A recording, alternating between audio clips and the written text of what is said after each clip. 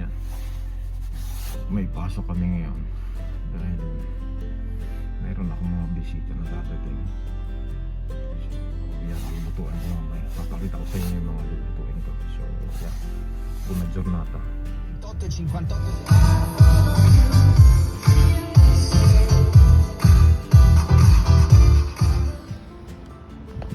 Guys, tingnan nyo, ang dami nakabantay ngayon, mga pulis dito.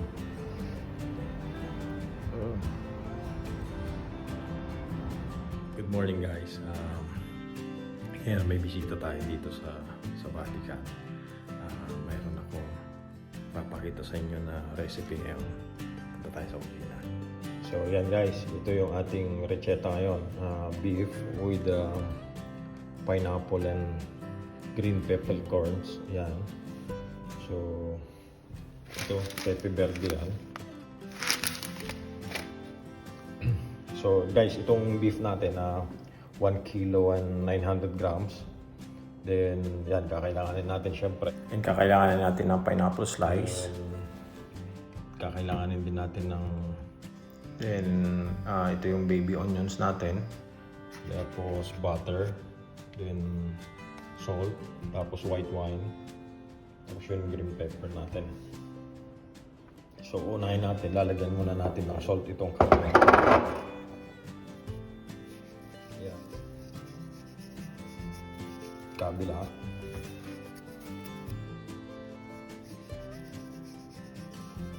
I-oven natin to guys ha.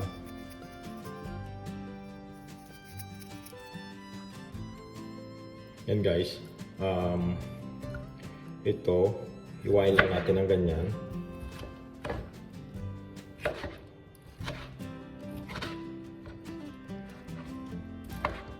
Huwag nyo itatapon yung sabaw ng ating pineapple guys ha, kasi kakailanganin din natin yun sa pagluluto sa oven.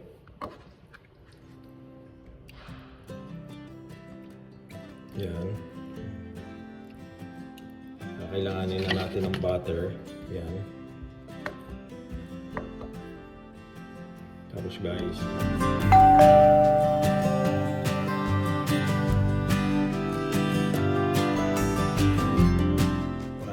lalagay yung butter dyan.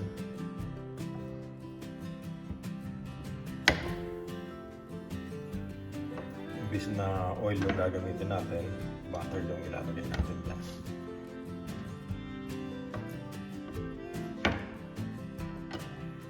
Yan. Tapos ngayon, lagyan na natin yung ating pineapple chunks.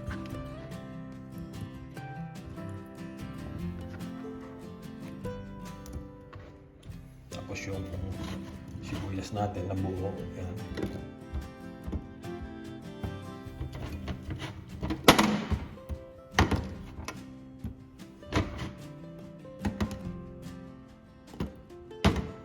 Okay guys, tapos lagay na natin yung ating green peppercorns. Yan.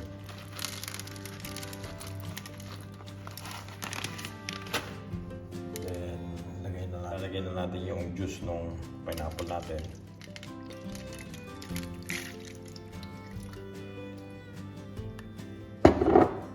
Tapos white wine guys. Yan.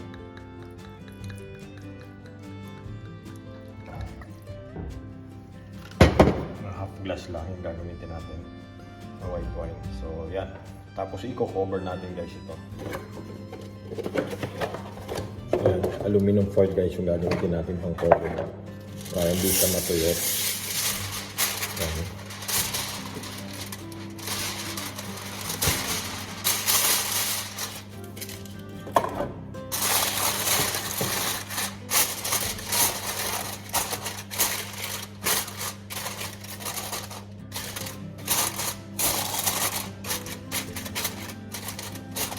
Yan, tapos lutuin natin siya ng isa't kalahating oras. So, yun guys. Yan, magantay tayo. Guys, ito yung isa-serve natin na champagne ngayon. Palagay natin sa ref.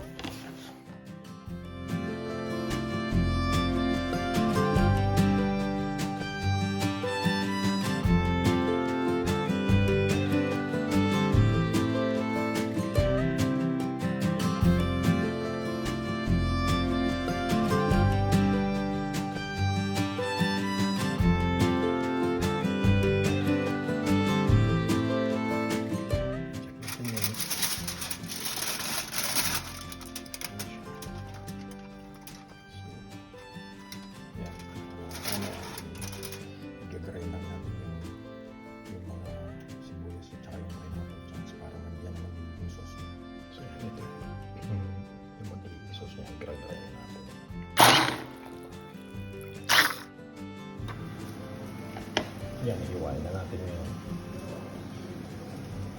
Iiwan na natin guys. Lalagyan na natin sa plate natin. Yan. Ito na siya guys.